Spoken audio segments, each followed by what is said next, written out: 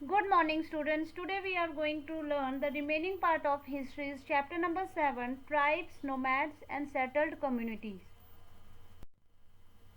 Topics to be covered are who are Gonds, Ghara Katanga, equality to inequality. Who are Gonds? Gonds कौन थे? A tribal community lived in a vast forested region called Gondwana और country inhabited bye Gonds. देखिए ये एक tribal community थी, ठीक है, जिसने उस टाइम पीरियड में एक वास्ट एम्पायर जो है वो इस्टेब्लिश किया. और ये कहाँ पे रहती थी? फॉरेस्टेड रीजन में रहती थी. और उस एरिया को क्या कहा जाता था? गोंडावना, या जहाँ पे गॉन्ड्स रहते थे उस जगह को क्या कहते थे? गोंडावना. ठीक है. They practice shifting cultivation. अब शिफ्टिंग कल्टिवेशन आप 6th ग्रेड में पढ़ के आए हो. क्या होता था कि ये फॉरेस्ट में रहते थे, पेड़ थे, ठीक है, एग्रीकल्चर करना है तो उसके लिए उन्हें ज़मीन चाहिए, लैंड चाहिए. तो वो क्या करते थे? पेड़ों को कट कर देते थे और आग लगा देते थे. तो जो राख बचती थी उस पर वो क्या करते थे? खेती करते थे. और जब उन्हें लगता था कि 1 साल 2 साल बाद ये लैंड अब इतनी ज़्यादा फर्टाइल नहीं रह गई तो वो शिफ्ट कर जाते थे दूसरी जगह. ठीक है. फिर वहाँ पर भी वो यही सेम प्रोसेस करते थे. The large Gond tribes divided into many smaller clans. जो गॉन्ड ट्राइब्स थे वो कई स्मॉलर क्लान्स जो थे, ठीक है, उसमें डिवाइड थी. और हर एक क्लान का अपना क्या था? राजा या राय होता था. और जैसे जैसे दिल्ली सल्तनत उस टाइम पीरियड में डिक्लाइन होने लगा वैसे वैसे गॉन्ड किंगडम जो था वो एमर्ज होना शुरू हो गया. उसने पावर गेन करनी शुरू कर दी. घड़ा कटंगा. देखिए जो गॉन्ड अंपायर है, ठीक है, पूरा का पूरा, उसको हम क्या कहते हैं? घड़ा कटंगा. और अकबरनामा में ये मेंशन किया गया कि उस टाइम पे घड़ा कटंगा में कितने विलेजेस थे? 70,000 विलेजेस थे. ठीक है. जस्ट इमेजिन दैट कि उस टाइम पीरियड में एक अंपायर में 70,000 विलेजेस थे, जो कि एक ट्राइबल कम्युनिटी हम बोल रहे हैं. और इनका एडमिनिस्ट्रेशन कैसा था? वो सेंट्रलाइज था. ठीक है. किंगडम जो थे वो घड़ा में डिवाइड थे और हर एक घड़ा जो था वो पर्टिकुलर गॉन्ड क्लान जो है वो कंट्रोल करता था. और घड़ा जो है, घड़ा में क्या होते थे?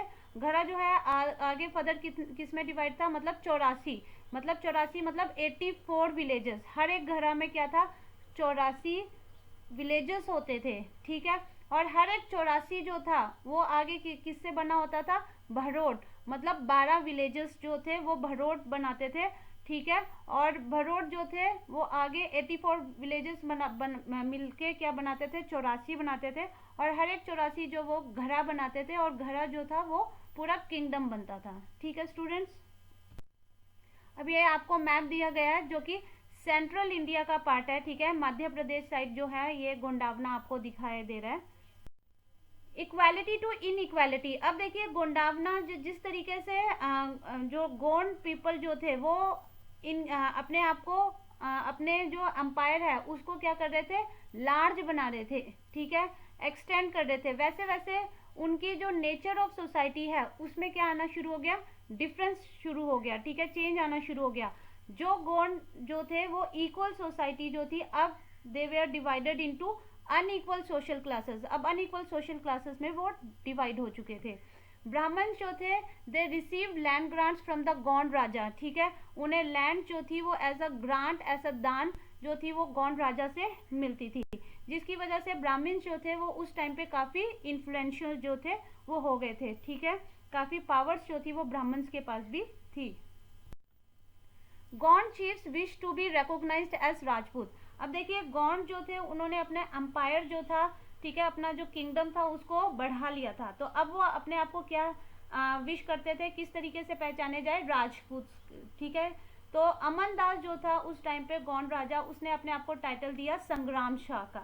And his son Dalpat married princess Durgavati. और उसकी शादी किससे हुई? दुर्गावती से. ठीक है. द डॉटर ऑफ सलभान, जो कि किसकी डॉटर थी? Salbhan the Chandel Rajput raja of Mahoba. ठीक है. और ये बहुत ही ग्रेट वॉरियर थी. ठीक है. इन 1565 देखिए क्या हुआ था? After the marriage of Durgavati, ठीक है, थोड़े टाइम बाद ही उसके जो हस्बैंड थे दलपत, उनकी डेथ हो गई थी. और जो उनका सन था वो बहुत ही छोटा था भी. तो इसीलिए on behalf of his son B Narayan, ठीक है, जो उनके सन का नाम था बी नारायण, बी नारायण के बिहाफ पर उन्होंने क्या किया? पूरा सिंहासन जो है, एडमिनिस्ट्रेशन जो है वो संभाला। लेकिन 1565 में जब मुगल फोर्सेस ने आसफ खान के अंडर अटैक किया घरा कटंगा पे, तो उस टाइम पे रानी दुर्गावती जो थी उन्होंने बहुत ही मतलब क्या कहते हैं बहुत उनका विरोध किया, ठीक है, मुगल फोर्सेस का विरोध किया, ठीक है, कड़ी टक्कर दी उनको। And she was defeated and prepare to die rather than surrender, और वो हार गई। लेकिन उन्होंने क्या किया, अपने आप को मरना बेहतर समझा rather than to surrender Mughal forces. और her son too died fighting soon after, और उनके सन जो थे उनकी भी डेथ हो गई लड़ाई में। Impact of the Mughal victory on घरा कटंगा। अब देखिए घरा कटंगा में मुगल विक्ट्री का क्या इम्पैक्ट पड़ा, क्या प्रभाव पड़ा। अब घरा कटंगा जो था वो it was a rich state, वो बहुत ही रिच स्टेट था उस टाइम पे। And when the Mughal defeated the Gonds they captured a huge booty of precious coins and elephants. और मुगल्स ने जब गॉन्ड को क्या किया, गॉन्ड एम्पायर को, ये घरा कटंगा को कैप्चर किया, तो उन्हें क्या मिला, काफ़ी प्रीशियस जो कॉइन्स थे, एलिफेंट्स थे, क्योंकि जंगल थे तो जितने एनिमल्स वगैरह जो थे वो उनको मिल गए। They annexed part of the kingdom and granted the rest to Chandra Shah and uncle of B Narayan.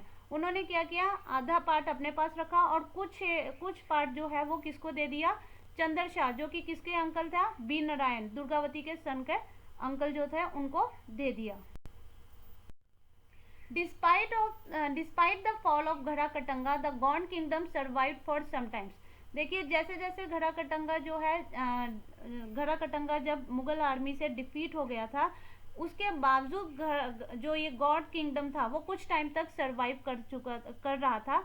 लेकिन धीरे धीरे वो क्या होना शुरू हो गया, दे बिकेम मच वीकर, ठीक है, एंड लेटर स्ट्रगल अनसक्सेसफुली। और धीरे धीरे क्योंकि बुंदेल्स और मराठास उस टाइम पे काफ़ी स्ट्रांग हो रहे थे, तो उनके खिलाफ जो है वो ज़्यादा रेजिस्ट नहीं कर पाए, ठीक है, और धीरे धीरे ये वीक होता रहा। गॉड जो गॉड लोग जो थे, जो ट्राइबल कम्युनिटीज थी, जो इनका किंगडम था, वो धीरे धीरे क्या होना शुरू हो गया, वीकर होना शुरू हो गया।